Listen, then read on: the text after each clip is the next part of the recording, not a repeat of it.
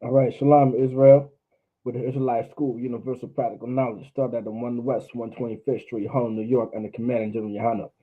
And we're not affiliated with any other Israelite group nor any other Christian organization. Tonight's class is the Lashawan Qadash class. It's very important. If you are so-called black, Hispanic, and Native American, if you did not know now, well, you're going to learn today that you are God's chosen people. And because you are God's chosen people, you have a language of your own. Every other race of people, every other nation of people on this earth, they have their own language to themselves, just like they have their own culture, just like they have their own heritage. They have a language of their own. Well, guess what? We also have a language of our own. So happily, it's the Hebrew language because we are the people that the Bible talks about. We are the Israelites. We are God's chosen people. We are the Jews. You're wondering why? If you were wondering who you are and why these things are happening to you and why you're going through life this way and all these things and etc. etc. etc. etc. is because you are God. You are who God chose to be His people, and that's if you're so-called black, Hispanic, and Native American. And the language that the language that the Jews spoke was the Hebrew language or the Lashawan Qadash. All right. And so the first thing what we want to do, so like you also under the weather, we're going to start with our alphabet.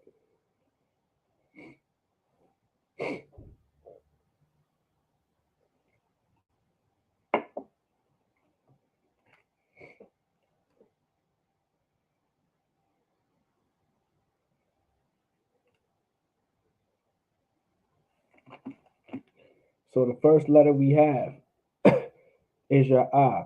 Now, let me break something down real quick before I continue. The Hebrew language is a consonant language, meaning our letters, our words have a similar sound to it. It's a consonant language. It's not like the English language. It's not like the French language. It's not like the Espanol when you put certain letters next to each other and they make different sounds. It's not like that. Our language, which is the Hebrew language or the Lashawan Qadash, right? Our language alone is a consonant language, meaning our letters and our words sound very similar. I mean, it has a similar sound to it. All right. And it's going to have that ah sound. And so happily, the first letter of our alphabet is ah. All right. You have your ah in the Assyrian, you have your ah in the ancient. All right.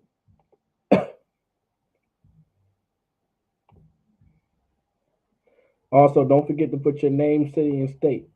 All right. But Rashad, don't forget to sign in and check in for attendance to put your name, city, and state. This is your ba. You have your ba in the Syrian, then you have your ba in the ancient.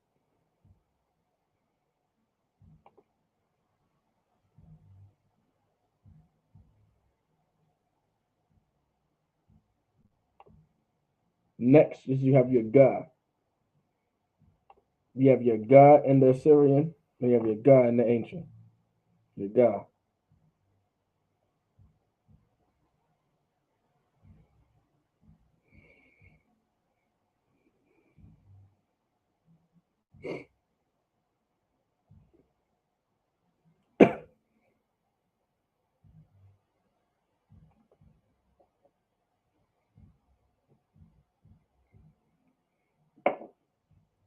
Next is your da.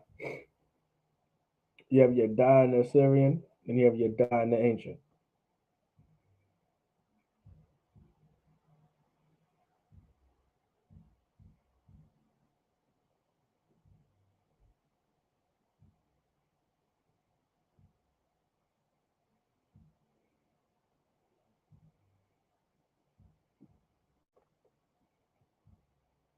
Next you have your ha. You have your ha in the Syrian, and you have your ha in the ancient. So your ha in the Syrian, and your ha in the ancient.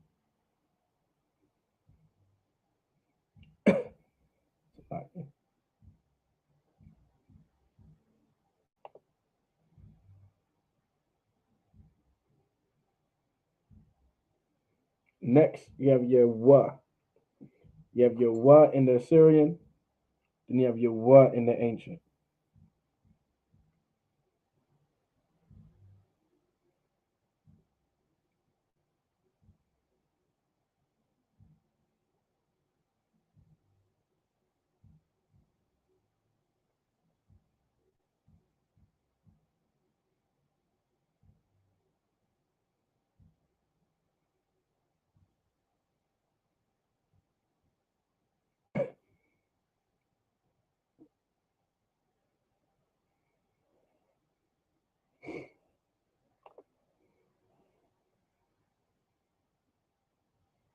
Next, you have your za.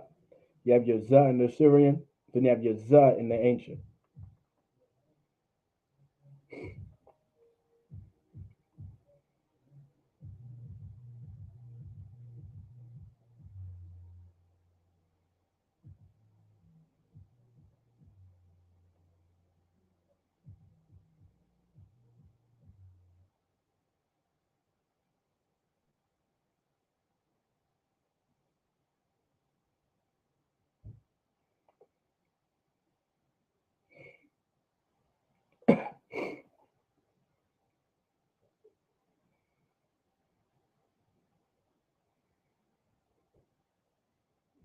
Next, you have your cha. You have your cha in the Assyrian, then you have your cha in the ancient. Now, be very careful with this word. It's pronounced as cha, right? Cha, cha. All right. Don't get it confused with ka because we already have a ka.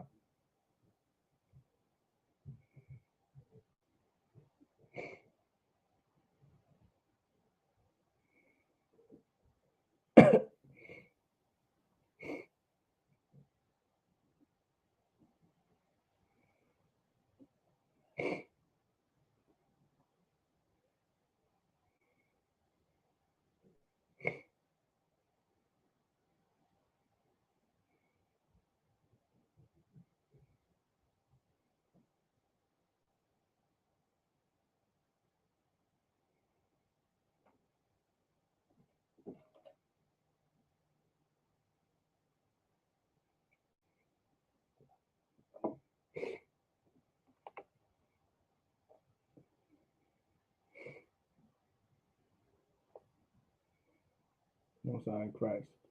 God. Next is your ta.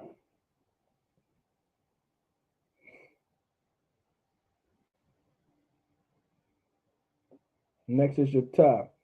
You have your ta in the Syrian, and you have your ta in the ancient.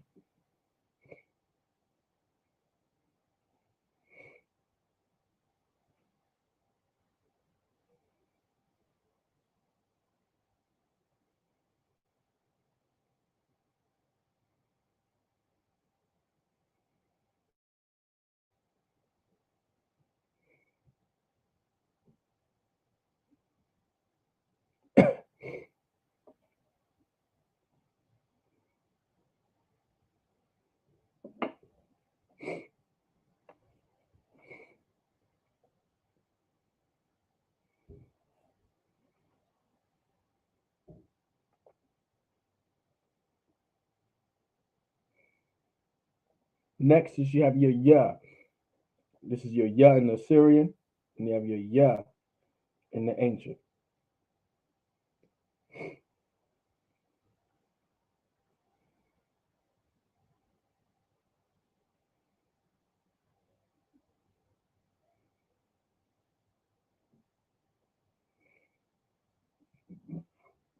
So like it.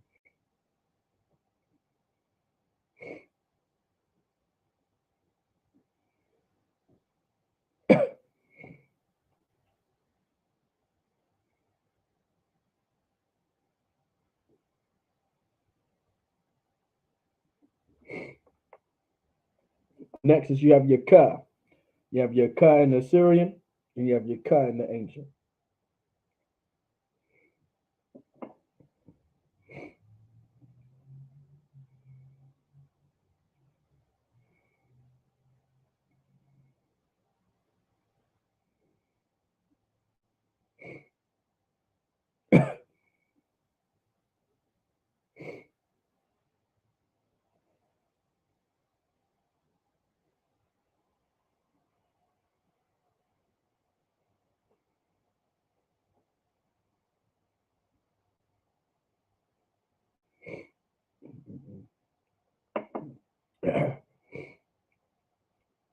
Like you.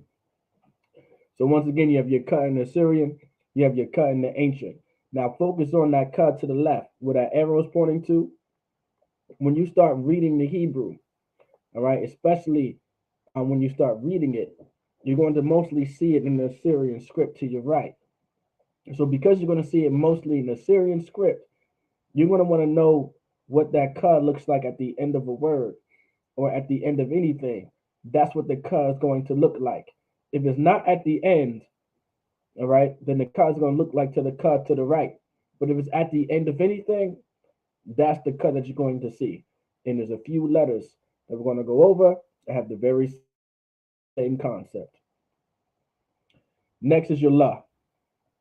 You have your la in the Syrian, and you have your la in the ancient.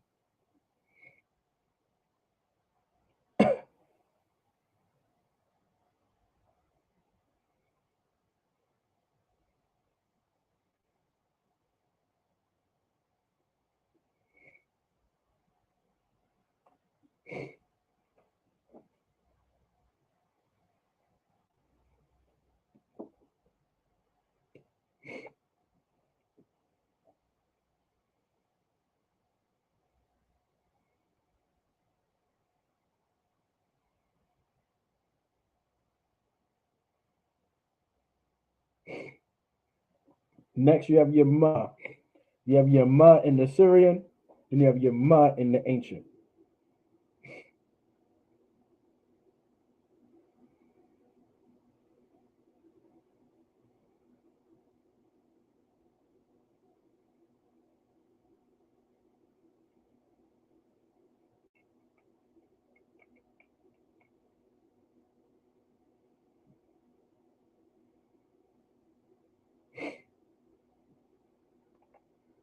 Next, you have your na. You have your na in the Syrian, then you have your na in the ancient. Now, don't forget, take much notes as possible. All right. If you guys have any questions too, don't forget to type it into the live chat. All right. But if you have any questions, ask away. It could be about the scriptures, it could be about the Hebrew. But if you do have any questions, don't forget to put it into the live chat. All right. Salakia.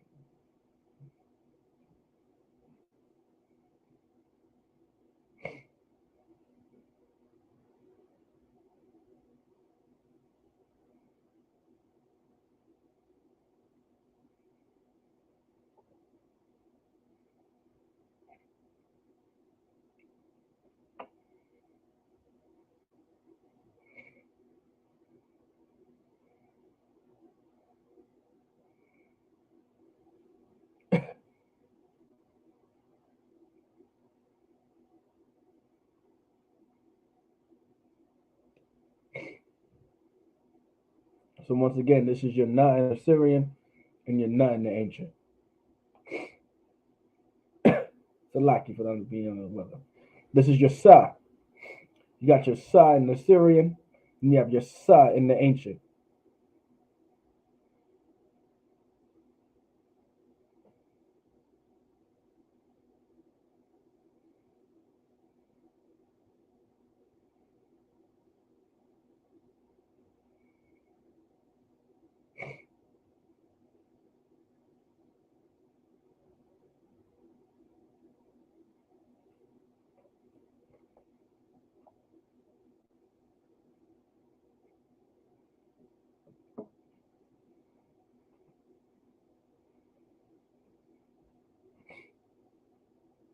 Next you have your next you have your I. You have your I in the Syrian, then you have your I in the ancient. All right. Now to break down that I in the ancient, if you guys were not sure, all right. Previously, before our language was before it was. I keep wanting to say symbolic every time, but before our language was characteristic, our language was pictographic. Think about those things you've seen on the temples, or on the pyramids, or whatever on the walls in Egypt, with all those little drawings and stuff like that. Well, older languages were known to have pictographic letters, meaning an actual picture represented a letter. And so in our picture, when in our language, when it was once written pictographically before characteristically, the letter I, the reason why it's a circle in the ancient, because it actually represented your eye. Like that's literally where your eye came from. All right. If you would explain the significance of ancient and Assyrian, Most High in Christ, I can never do so. They cannot. No, they cannot. And so when it comes to if you would explain the significance of ancient and Assyrian, I will indeed explain that. So now that eye that you see, right? It literally was your eye. Like that's why, like, of course, our eye isn't quote unquote circular. It's like an oval shape, right? But it represented the reason why it's a circle because your eye is somewhat circle. You know, your oval circle. You know, we're not going to get into the semantics and science of 360 degrees, are we? And start doing radiuses and diameters. We're not going to do that. But that's why it's a circle in ancient. Now, the brother did ask a good question. If you would explain the significance of ancient and the significance of ancient and Assyrian. So the significance of them both. You want to okay? How can I say this? It's almost like I'm trying to think of a good example. Okay, I don't want to use a math example. Um, okay, let me put it this way. You know how there's an old way of doing something, then there's a new way of doing something. But in order for you to, before you learn the new way, you have to learn the old way. Does that kind of make sense? Like it's almost like if you go to school, they teach you the old way of doing things because that's where the things quote unquote stemmed from, right? But then they start teaching you how to do it the new way. Now in this case, it doesn't. Okay, one is ancient and one is new. One is old, one is new, but they're still pronounced the same. So the significance in them both is history alone. That's the significance, is history. The ancient is historic. Those are the letters and characters that Moses wrote. All right, and they written in the ancient scripts. And then you have the Syrian script where like brothers during the time of Christ time wrote. Now, of course, the language still sounded the same. There was no vowel points and all those dots and things and lines at that time of Christ. The language was still spoken as the Lashawan Qadash with the ah, the ba, the ga, the da, the ha, the wa, za, ha, ta, ya, ka, that sound of the language. It was still, it still sounded like that.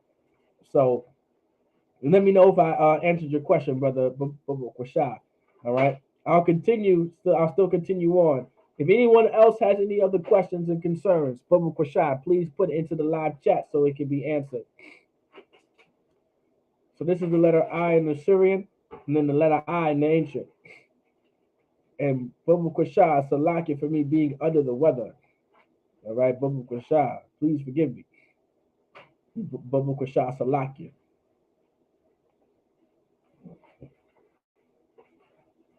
Next, you have your pa. You have your pa in the Syrian. You have your pa in the ancient. All right. Now you have to know both. Any brother and sister that's learning the language, you want to take as much notes as possible. You have to know the ancient and you have to know the Assyrian. You for sure have to know the Assyrian because the majority of our records are written in the Assyrian script now. And that's due to the fact of the Assyrian, that's due to the fact of the Assyrian captivity. All right, keep that in mind. Due to the fact of the Assyrian captivity is why we majority of our records are written in Assyrian. All right. The ancient, not that it did not exist, we more so passed it on as a as a form of remembrance in a way. Like this is a part of your culture, this is a part of your history, you know, especially dealing with history alone. This is a part of our history. It's like imagine we had an entire school of Israelites. aka the Israelite School of Universal Practical Knowledge, right? And then we have a bunch of Israelites in the school, and we're in charge of teaching them. Well, okay, let me give you a better example, but same example. Now, of course, we're trying to build a society of Israelites. Everybody knows if you're in the Israelite School of Universal Practical Knowledge, we are the government of blacks, Hispanics, and Native Indians. And we are here to build up the nation and to create a society of Israelites so we can practice and do God's laws, statutes, and commandments.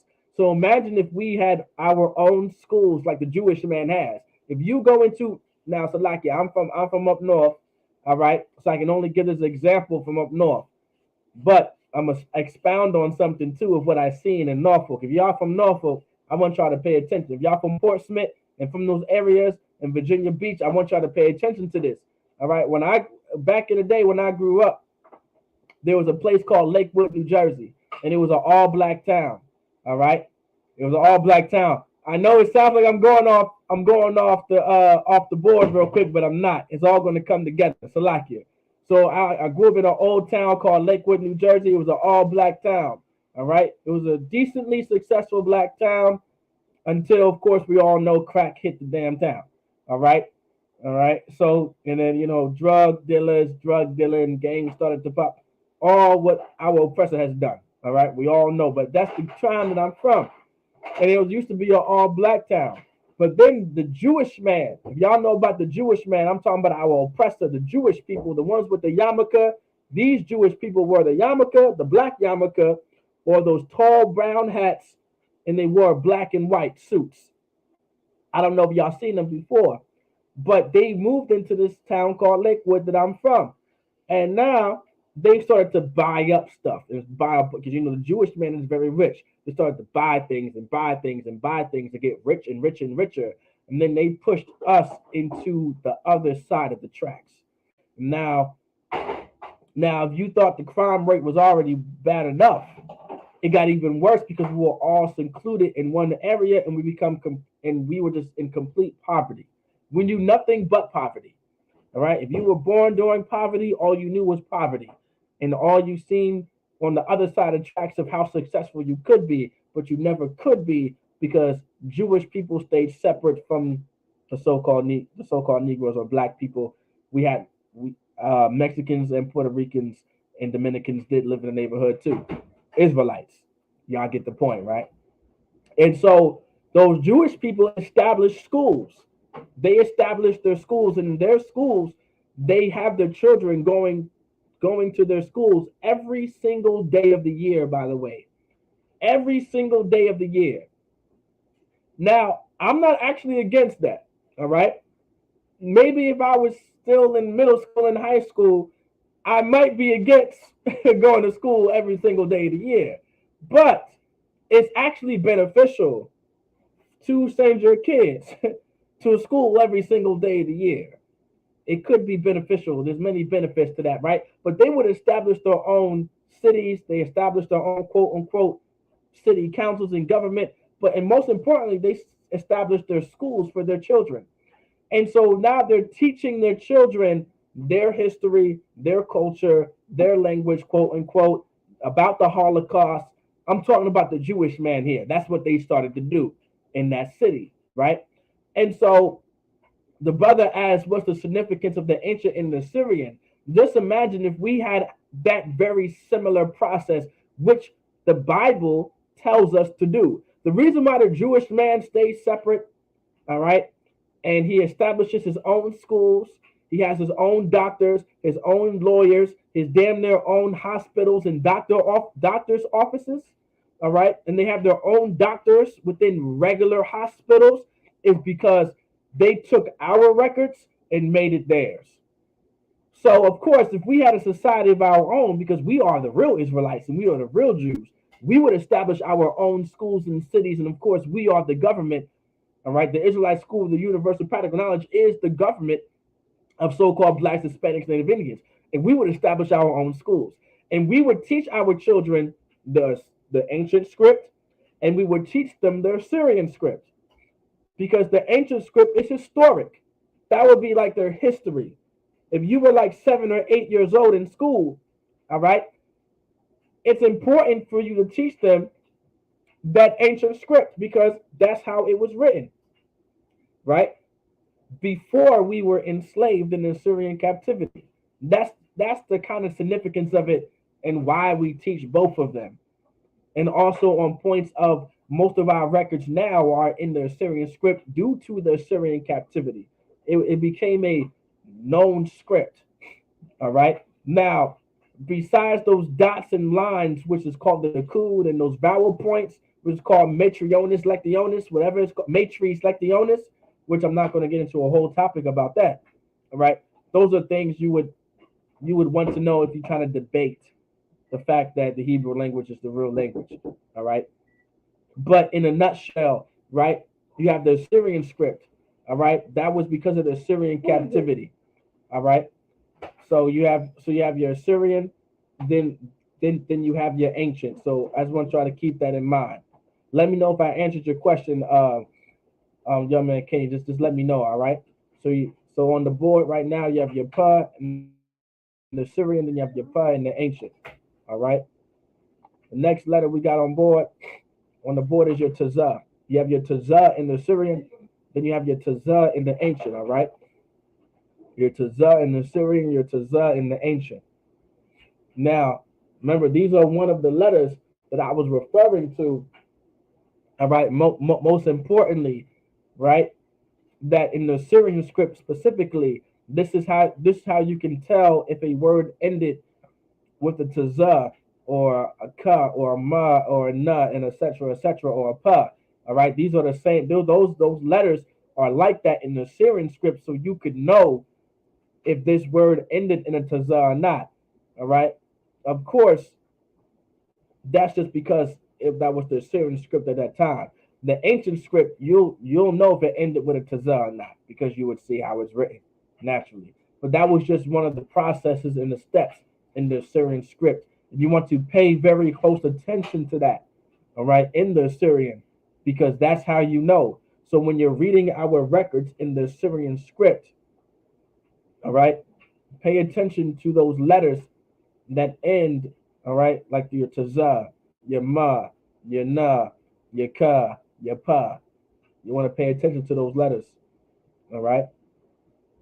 Because if you don't know those letters, you may accidentally pronounce a letter incorrectly, which we do not want. Next, you have your kwa, all right? And also, salaki again about being under the weather, all right? You have your kwa. You have your kwa in the Assyrian, then you have your kwa in the ancient, all right?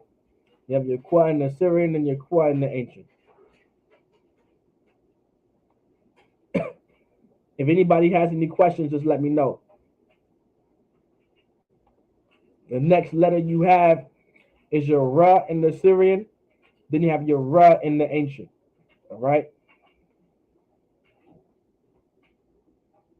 You have your Ra in the Syrian. Then you have your Ra in the ancient.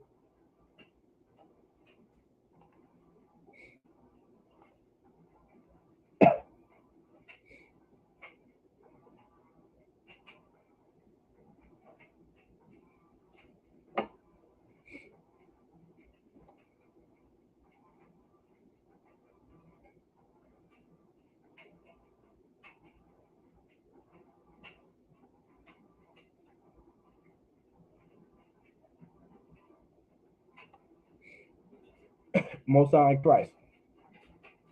So next we have the letter Shah. You have your Shah in the Syrian. Then you have your Shah in the ancient. All right. Your Shah in the Syrian. And you have your Shah in the ancient.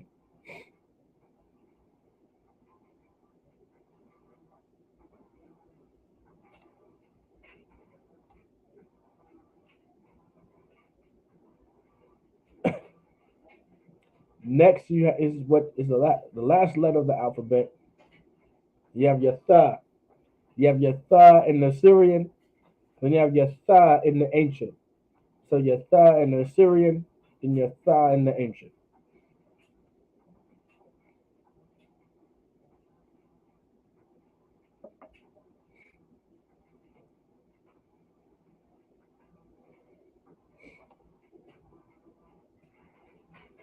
So I'm supposing the Assyrian is where we was in that captivity, and it changed. Correct, Doc.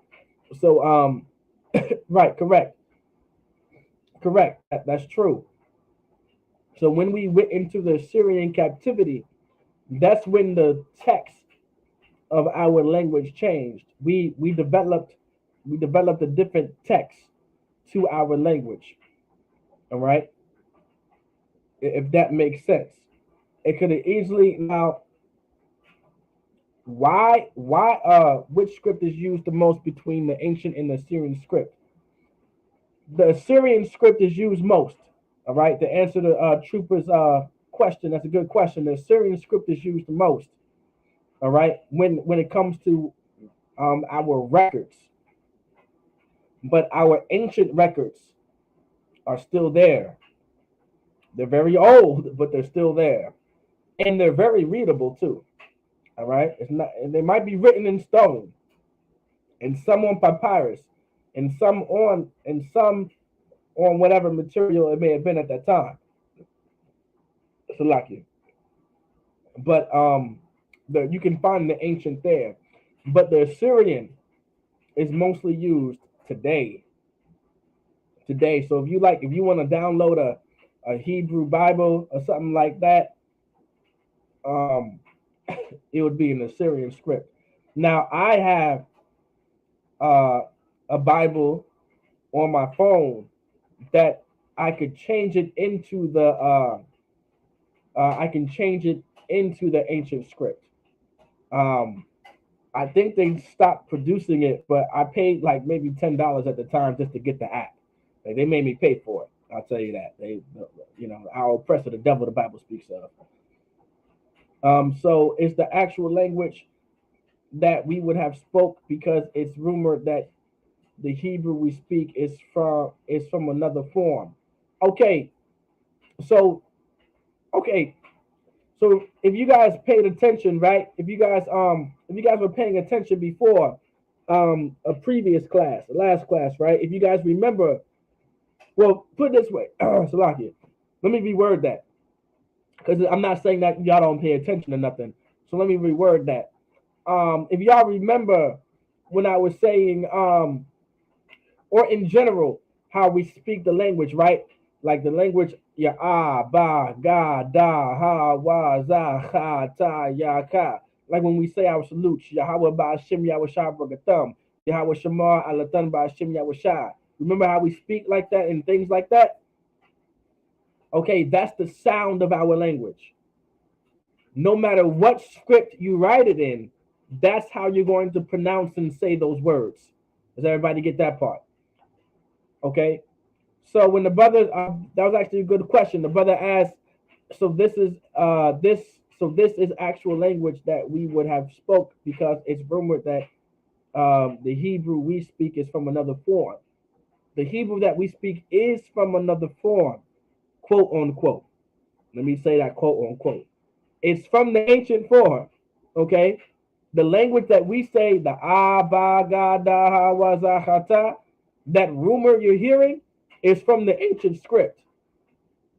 And the reason why they're saying rumored is from a different form, because when you read it in the Assyrian, so when you see the words written in the Assyrian script, it's not when the Jewish man speaks it or when other people speak it, the modern day Hebrew or that Yiddish, it has vowels in it, right? And so that's why people are saying it's rumored that it comes from another form. But in reality, there were never vowels in our language. So at one point in time, even if you wrote in the ancient, and even though you may have written in the Assyrian, or if you are reading in the ancient, or even if you are reading in the Assyrian, it would still sound the same. Not today, because they have those points and dots everywhere. And that's called matriz lectionis, or your nakud. That's what that's called. Our oppressor created that so they can speak, quote unquote, our language, but to the best of their ability, because their language involved I, O's, and U's, all right, as vowels. Of course, you learn in school, a vowel could be an A, a I, or O, or U. All right, that's what we mean by that. Let me know if that answers your question. Now,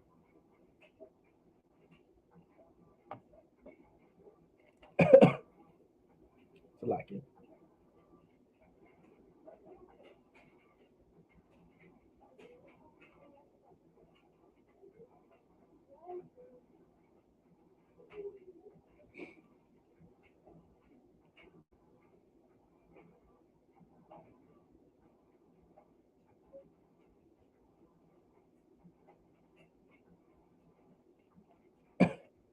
Mm, you-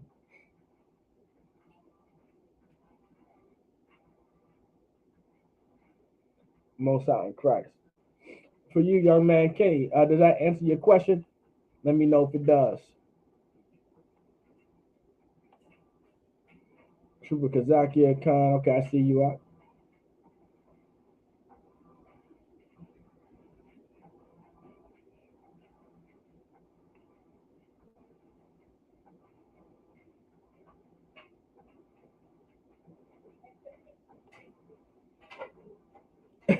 Now remember, this is your third in the Syrian and in the ancient, all right?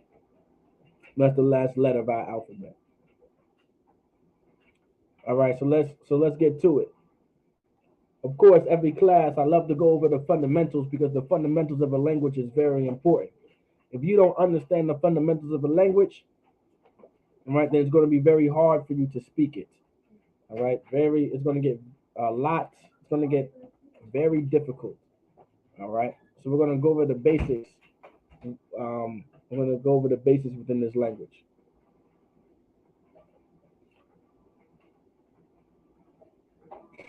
All right, we're not going to go over all the basics. We might go to it because I want to be able to get into. You know what? Um, I'm gonna go through the fundamentals while we get into the major lesson. Okay, into the major lesson.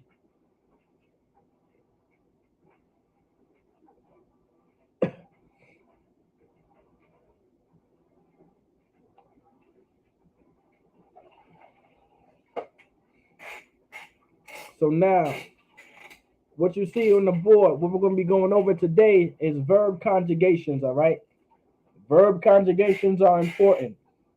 All right, or I should say conjugating verbs. Some of y'all may be familiar with conjugating verbs. All right,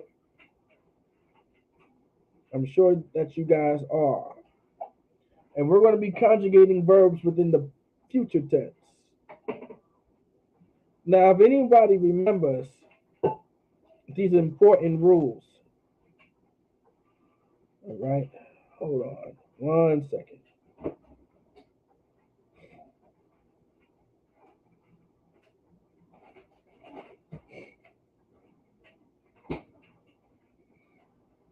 All right, so when it comes to conjugating verbs, there are a few things that are important.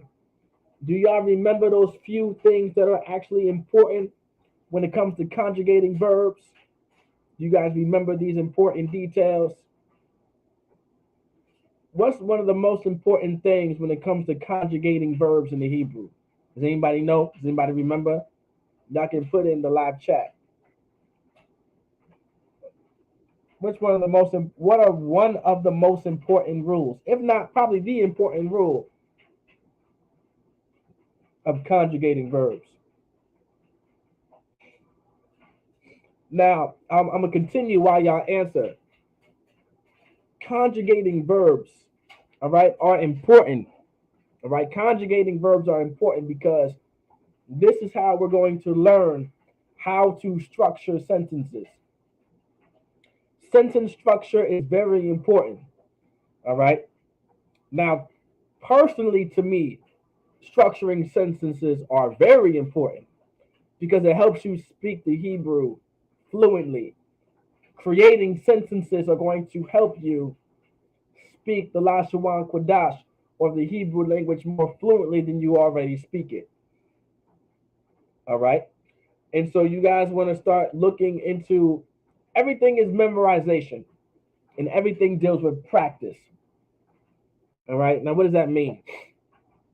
If you don't study something and you don't practice something on a day-to-day basis, you're not you're not going to get any better at it. All right. LeBron James didn't become LeBron James because he only dribbled the ball once and he only shot the ball once and he only came to practice every Friday. All right. He played every single day. You guys get the point. All right. Michael Jackson didn't become the way he did and became the king of pop and became the greatest, one of the greatest singers to step foot on the earth, damn near, quote unquote. Who, of course, that's all opinionated. All right. No one. I don't need anyone in this live chat trying to debate me if Michael Jackson is the greatest singer or not. I'm just using Michael as an example. All right, because everybody knows Michael Jackson as being a great singer. So MJ, Mike, right? He was a very great singer, a very great dancer, right? He didn't become Mike because he only did those things once. He only sung once a day. He only danced once a day. All right, he practiced every day. Now skip me the semantics. All right, I don't need a whole history of how Joe Jackson came and did all this other stuff. That's not what I'm getting at. What I'm trying to say is you have to practice this every day. All right, you have to practice this every single day. You have to get used to everything. All right, you have to rehearse. The Bible talks about rehearsing the righteous acts. Right, that's the Bible in the Scripture. Rehearse the righteous acts. The Bible also says to prepare the kingdom of heaven. We're preparing the kingdom of heaven. We're preparing for Christ's return. All right? We have to learn this Hebrew as well. All right? Don't sleep on this Hebrew. Don't sleep on not learning this Lashawan Qadash. All right? 10 years from now, we should be able to speak this fluently. All right? There's a lot of Hebrew scholars within the nation of Israel, and they're scattered throughout the nation to the point where almost every city in zone, well, I know for sure every city in zone has a Hebrew teacher that's very, very skilled in teaching the Hebrew and ask them many questions in your zone. All right. Of course, you guys are in the Virginia zone. All right. Y'all in the zone of Virginia. So, with that being said, the Hebrew teacher that you would ask is me. If you have any questions, I'm for sure I can get you the answer. And if I cannot answer it, I will for sure find the answer within maybe 5 to 10 minutes. All right. When it comes to the Hebrew. All right. Quite confident that I'll be able to answer your question. All right. All right. Study Hebrew every day and night. It might sound ridiculous, but it's not. Study it every night. So when it comes to conjugating verbs and sentence structure, the most important thing to do is to know your subject pronouns. Subject pronouns are important. You see this right here? And this is what a subject pronoun looks like. You cannot conjugate verbs without knowing your subject pronouns. If you do not know your subject pronouns, you are not going to know how to conjugate your verb. All right? You guys may know the you guys may know about conjugating verbs when you guys took Spanish class in middle school and high school. How you have a past tense, a present tense, and a future tense. All right, that's important. So you have your subject pronouns. In order to conjugate your verbs, you have to know your subject pronoun because each individual subject pronoun has its polar opposite. I wouldn't say polar opposite. I should say every subject pronoun, all right, has a certain way of conjugating the verb. All right, so you could take any verb and put it with the subject pronoun I or I am. No matter what, the same rule applies to every verb that you put it into. All right, for the most part.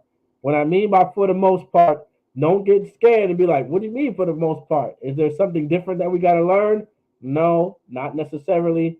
Is it difficult? No, it's not. All right. But certain grammar rules do apply in certain situations.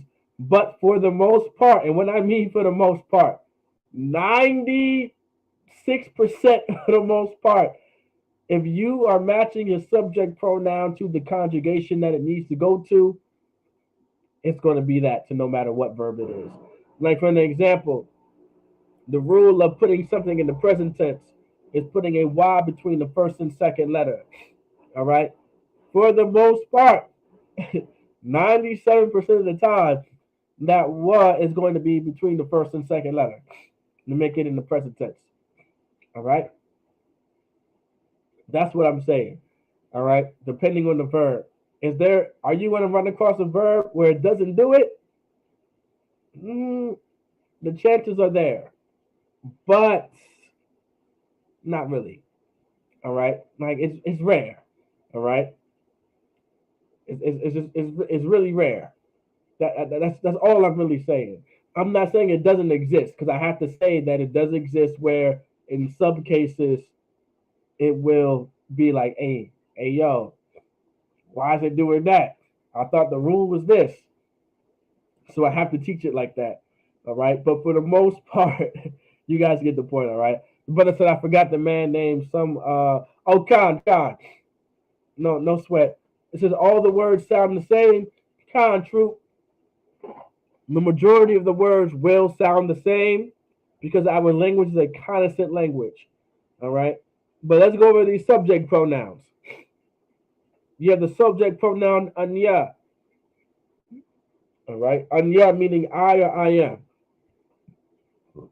Slacking.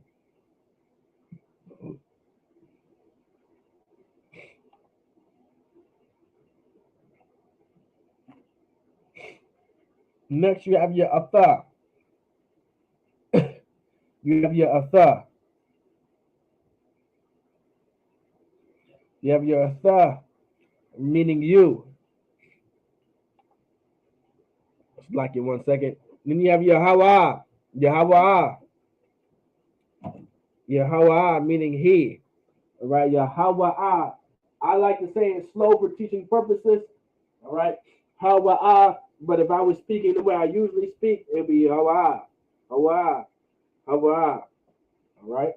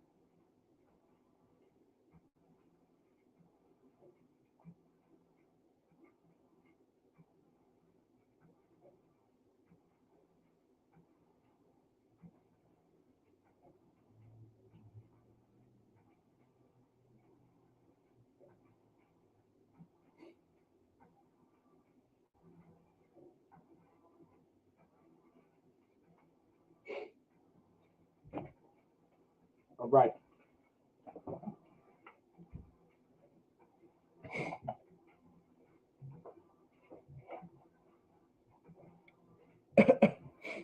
From my understanding, it's all in the pronunciation. Yes, It is all in the pronunciation. So if you want to slow it down, you can say hawa'a. All right, hawa'a. That's true. All right, I say hawa'a, hawa'a, hawa'a, hawa'a. That's when you, because you what you want to do is get used to flowing your words. This is the language of black people. This is the language of the Native Americans. This is the language of the Hispanics. So you want to let it flow, right? Almost like you have a rhythm to it. So hawa, like get a rhythm to it, like flow with it. Hawa, all right. Like it. Next, you have Yahya. Haya. You have Yahya in the Syrian, in the ancient that you see right here, meaning she. Haya, Haya, Haya. Right. Haya, Haya. Flow it. Haya, Haya, Haya, Haya, Haya, Haya, Haya, Haya. Let it flow. Right. Let it flow. Let it flow. Next, you have your knock Noah. Your knock Noah. Your knock Noah is we, meaning we. Now, these are subject pronouns. The reason why I'm bringing it up, because everything is based off of your subject pronoun. Everything. Everything is based off of your subject pronoun. So a knock Noah. A knock Noah, meaning we. Next, you have your a thumb. You have your a thumb. So like you. You have your thumb. This is your you plural, or your you all, or y'all, but in the masculine tense.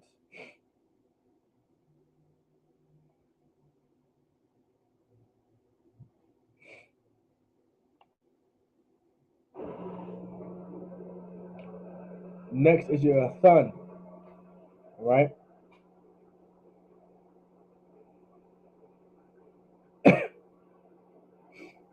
Next is your thun. You have your thun. You have your thun, meaning you plural, or you all in the feminine tense.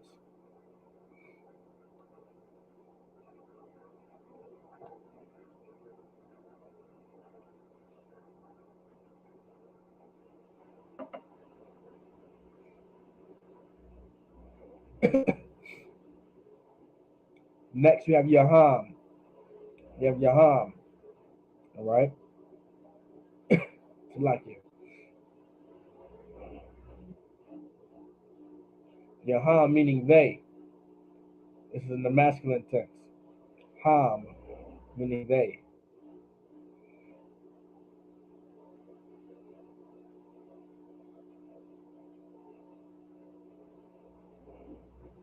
Next, you have your hun. Your hun, all right? Your hun also means they, but in the feminine tense, all right? So these are your subject pronouns that you want to pay close attention to, all right? And so your subject pronouns, right, are very important to know. Very important. Because when it comes to conjugating verbs, all right, they're needed. Because every subject pronoun has its different conjugation in whichever tense you're trying to establish it in. So you have the present tense, you have the future tense, and you have the past tense. All right. So now,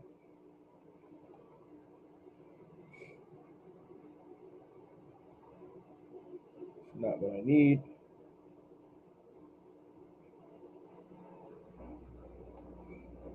Cancel that. So we're going to change our subject pronoun.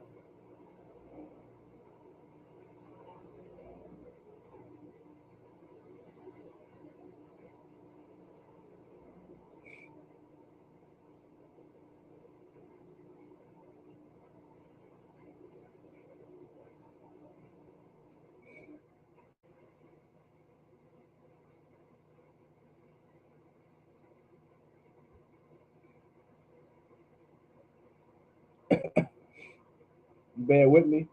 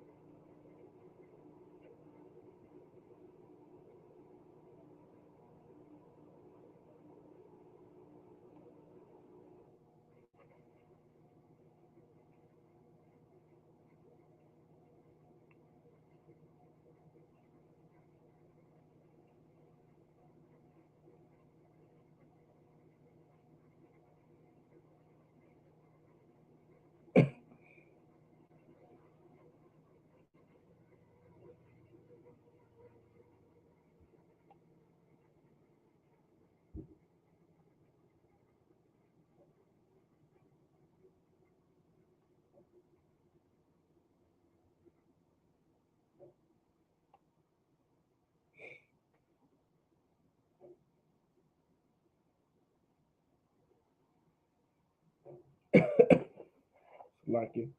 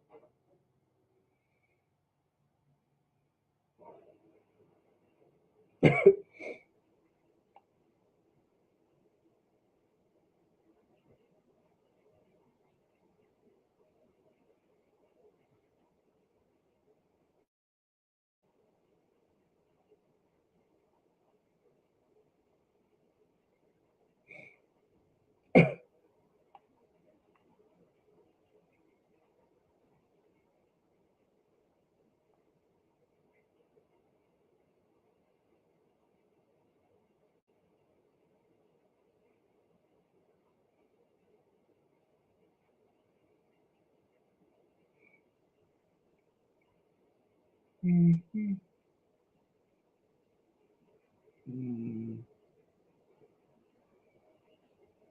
all right. So we erase the subject pronoun.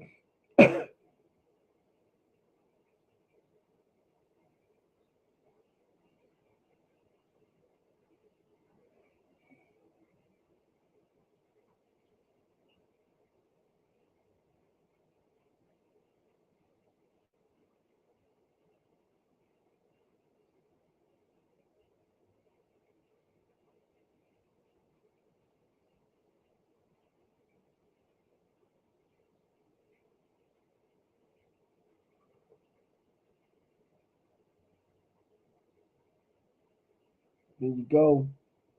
Now let's erase this. So now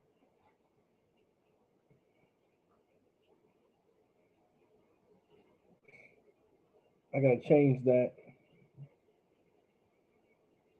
Nepal meaning will fall. So Nepal does not mean build. It means to fall.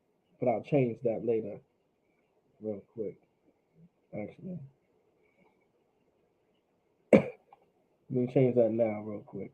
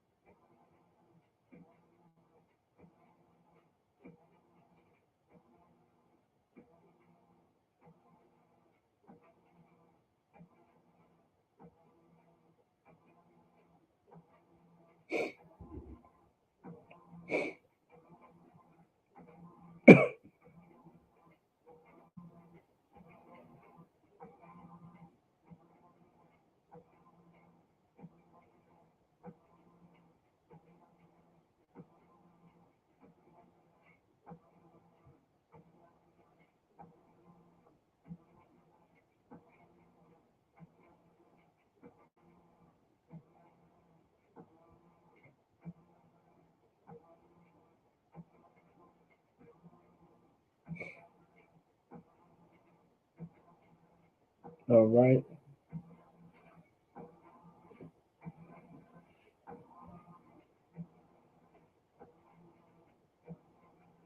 Almost there.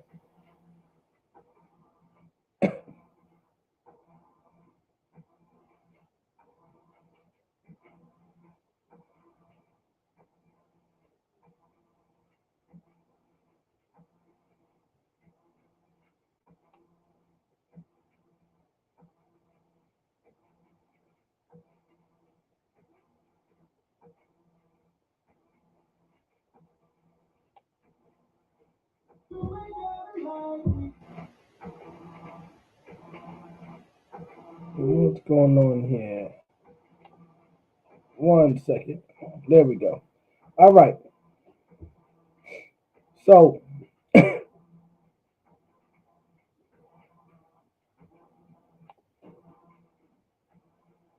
all right. So what we have on the board is Nepal, meaning to fall. All right. So we did a knock Noah. We're going to change the subject pronoun to a thumb. Does anybody remember what a thumb means? Anybody tell me what does a thumb mean?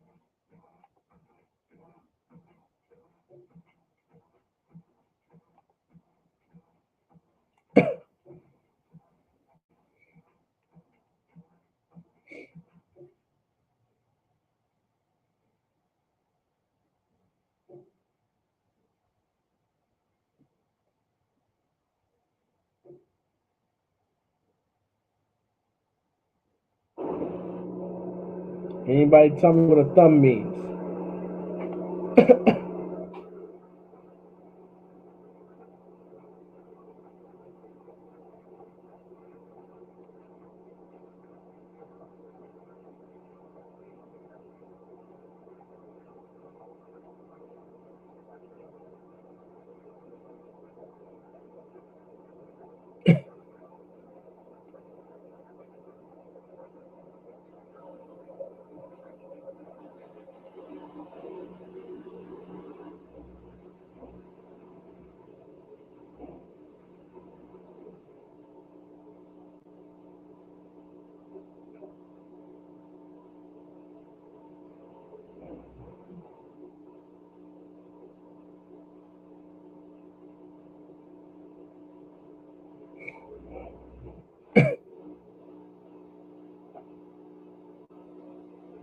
Does anybody remember what a thumb means?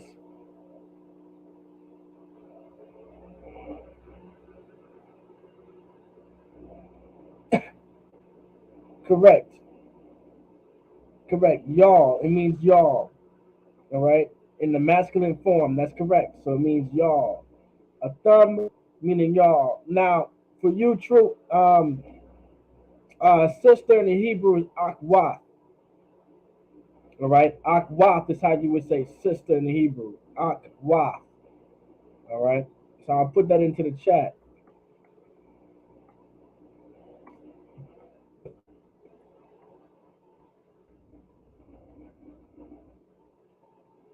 All right. So akwath is sister, but a thumb is a subject pronoun meaning you plural.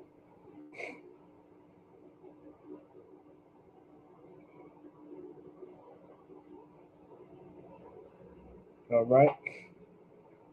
A thumb. Let's see.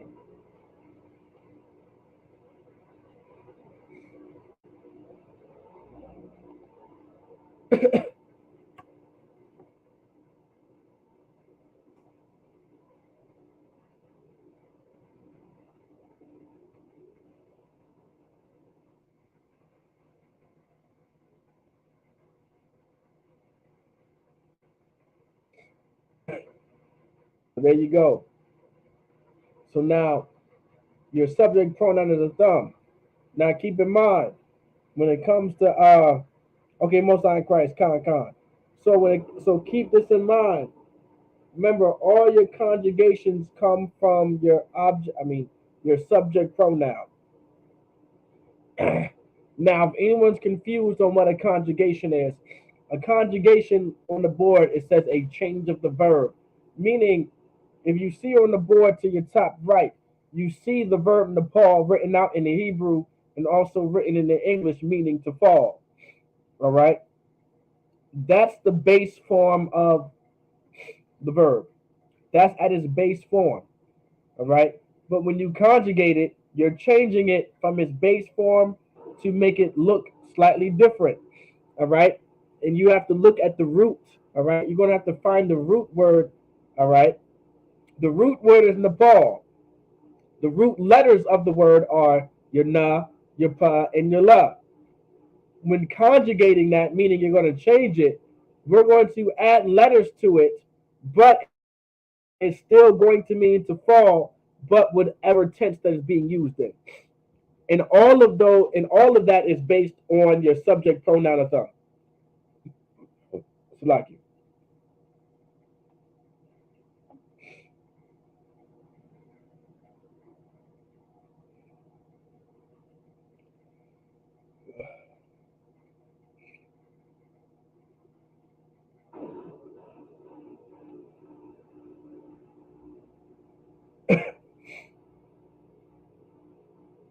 Salaki.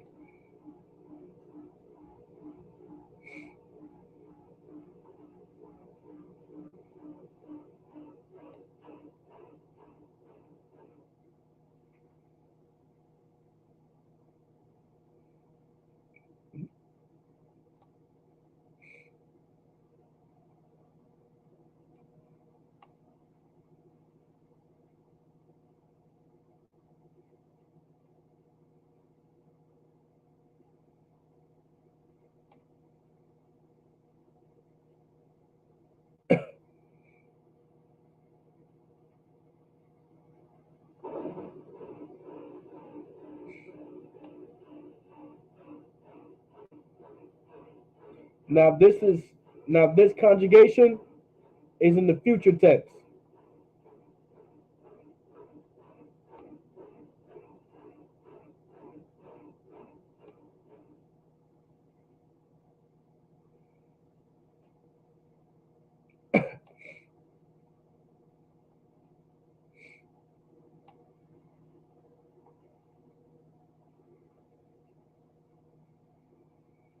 All right, here you go.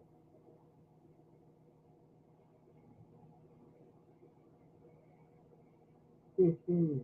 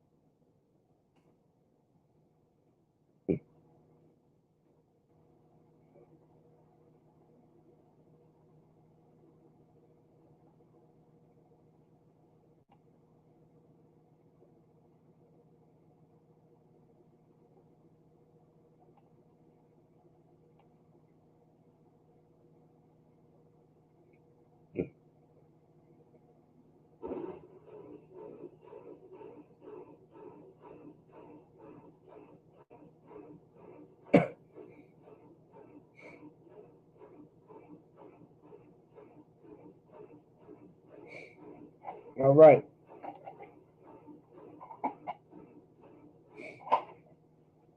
So,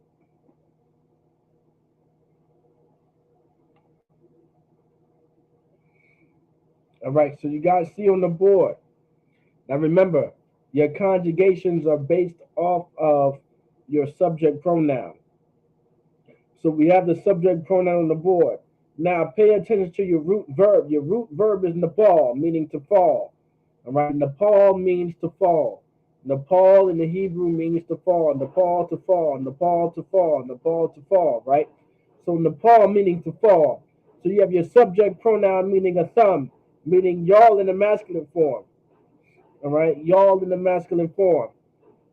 If you want to conjugate the verb Nepal based off of the subject pronoun of thumb, it's the Nepalwa, the Nepalwa, the Nepalwa, the Nepalwa, the Nepalwa, the Nepalwa, the Nepalwa, the Nepalwa.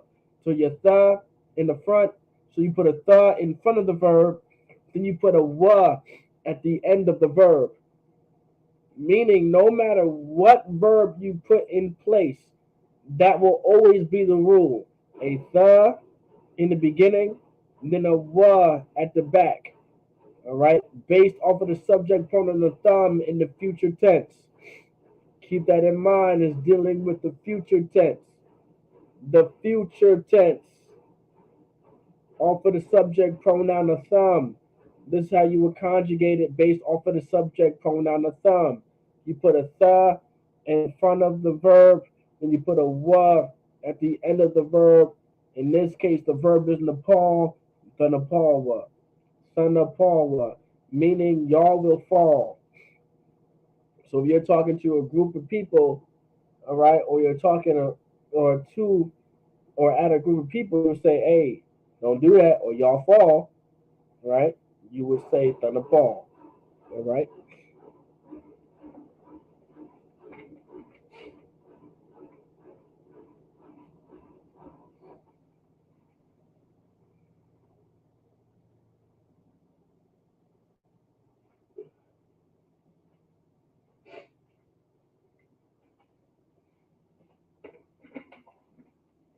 Okay. All right, 1 second. So, lucky.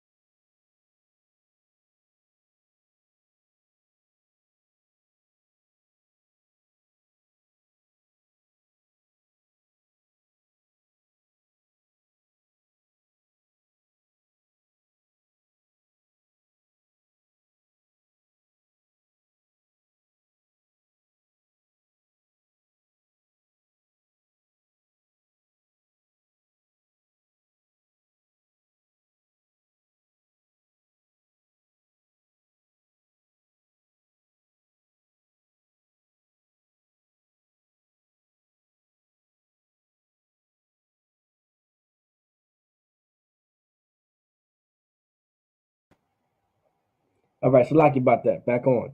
All right. So to answer your question, brother, right, it is it plural for you all. Correct. So your a thumb is saying y'all, right? It's plural for you all. You all is plural in the English or y'all. So the brother said baraka a thumb instead of a tha. Okay. Do you mean barak like barak a thumb? Let me know if you mean barak a thumb. Salakia. Let me know if you're talking about barak a thumb.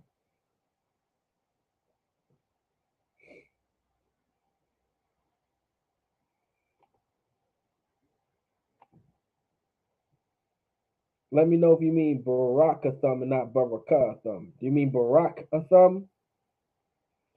Because if you mean barak a thumb, then yes. Because a thumb is a subject pronoun for you. A thumb is pluralized as more than one of you all or of yous. So you all, referring to a group of people. So if that answers your question, then Khan, Baraka Thumb. In that case, absolutely, that's true. But now in this case, all right, in that case, Baraka Thumb, that a thumb is being used as a object pronoun and not a subject pronoun. Just to let you know, right?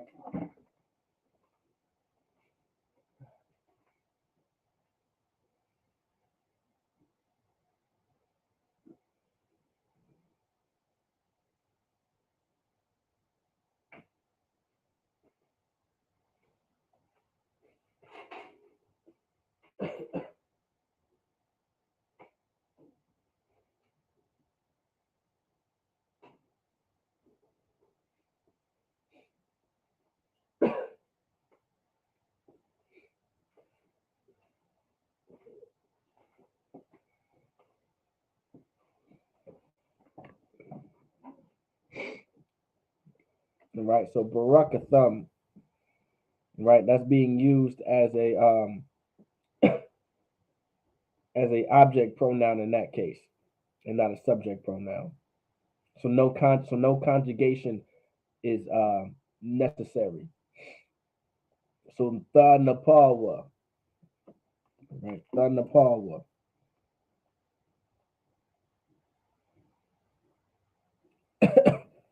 Like you.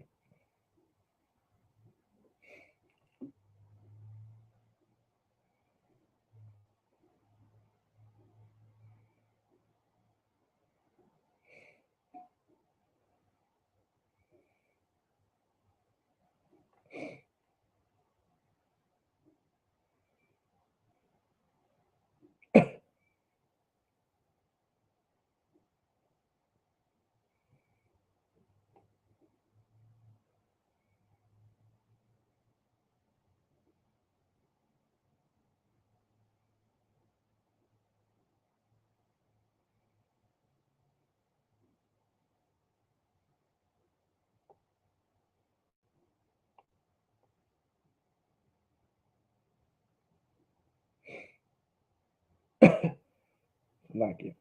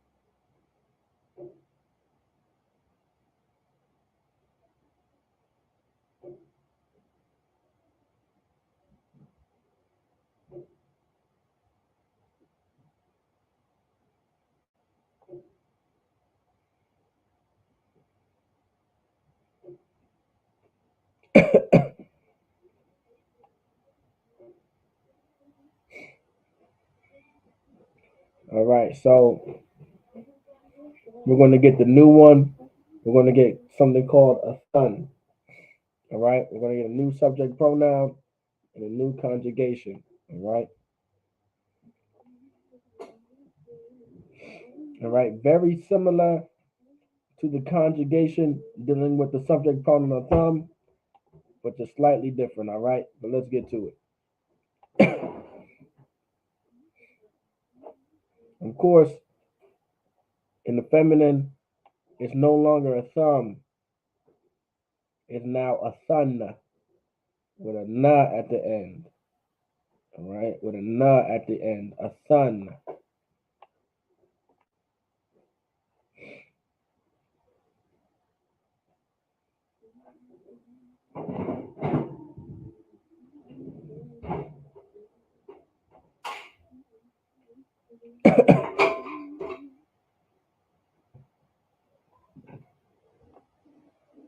All right, and then because now the subject pronoun is different, that means the conjugation of the verb is also slightly different as well. Remember, all conjugations are based off of your subject pronoun.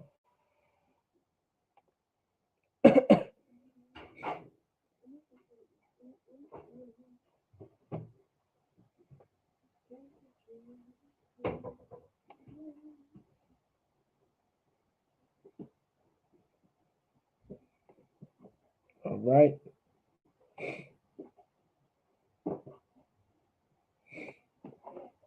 there you go.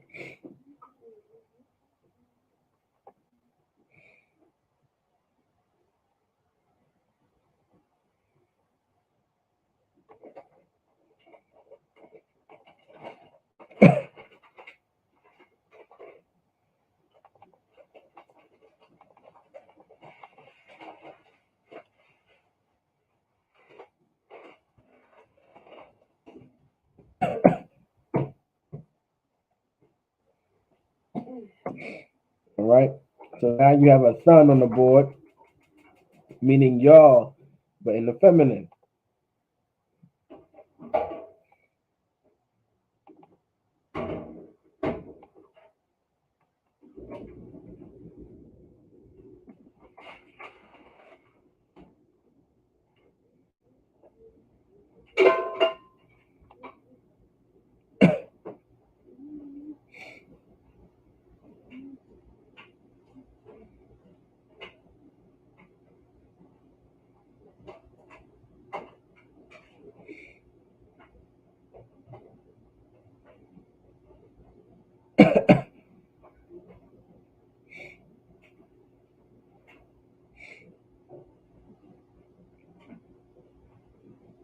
All right,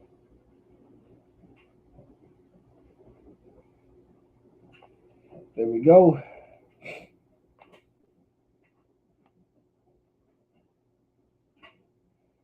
All right, so remember, you want to focus on the root word because when it comes to reading this in the Hebrew, when you start reading the Hebrew, a lot of words are going to have different letters attached to them, and majority of the time, well, all the time, most of those letters hold a significant value, meaning they mean something or they're trying to tell you something. So, in this case, if you see a tha in front of a word and a na in the back of a word simultaneously, that's how you know that verb is being conjugated in the future tense based off of the subject pronoun a son. A son is you all or y'all plural, but in the feminine tense. All right, a son is y'all plural, but in the feminine tense.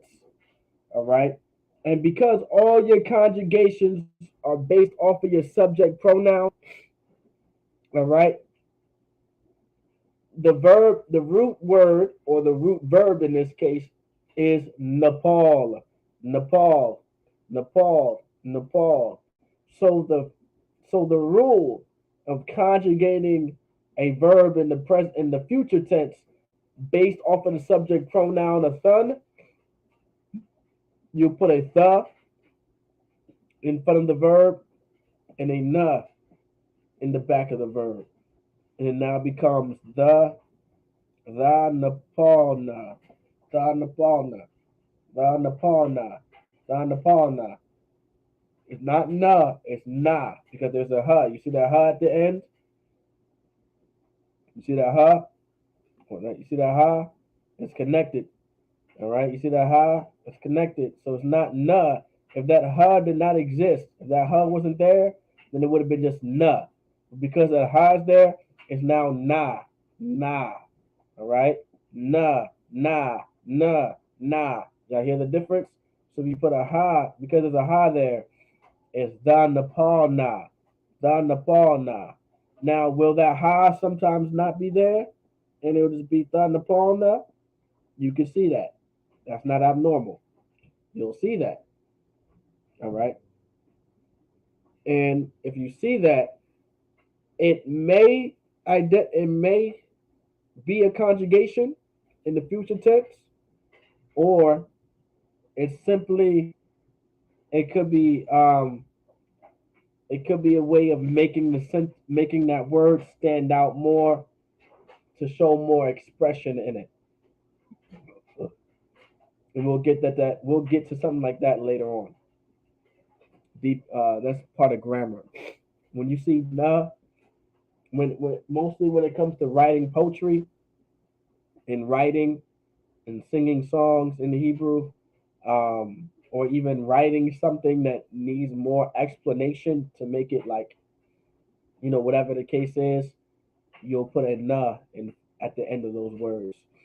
Um, all right. Mostly you'll see that for nouns and verbs, but yeah, we can touch on that some other time. All right, not to confuse y'all.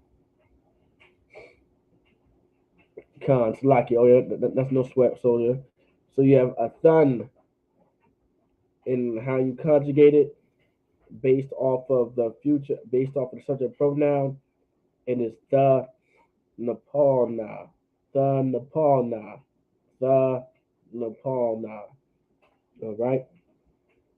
Does anybody have any questions? Just let me know.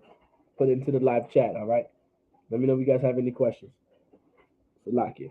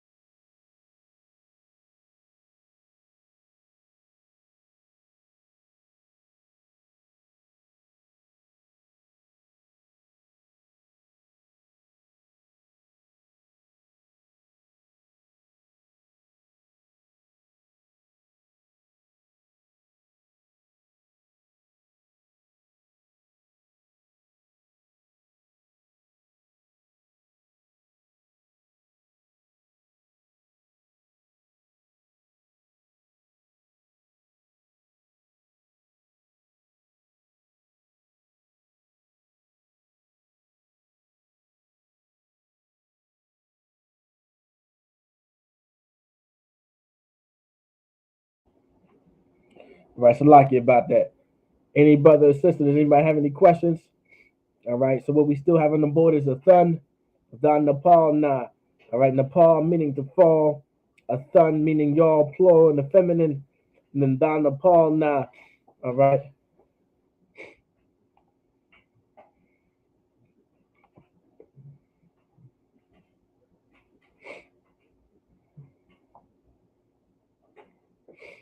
all right.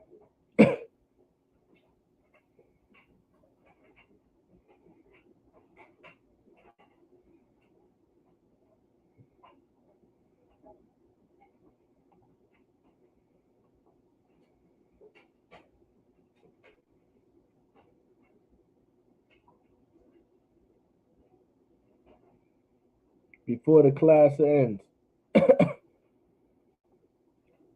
make sure you guys remember these salutes.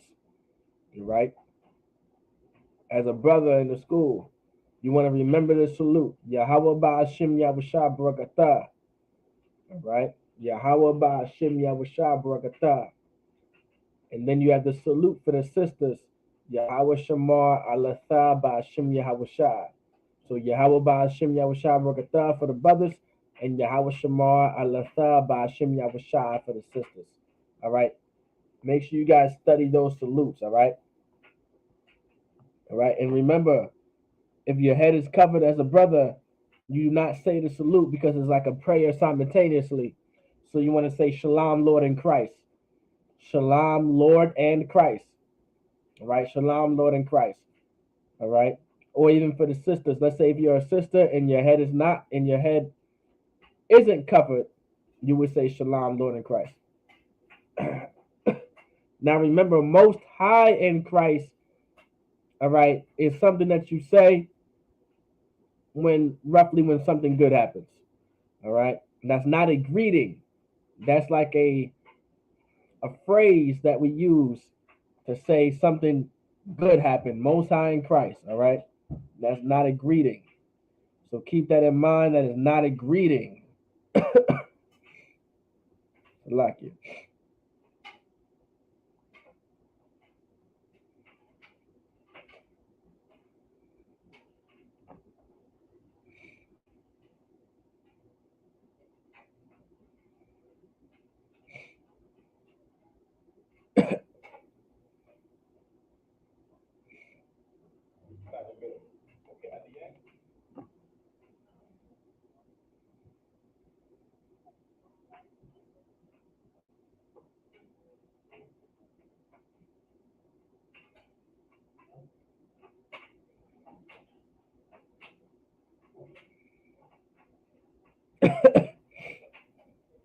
I like it.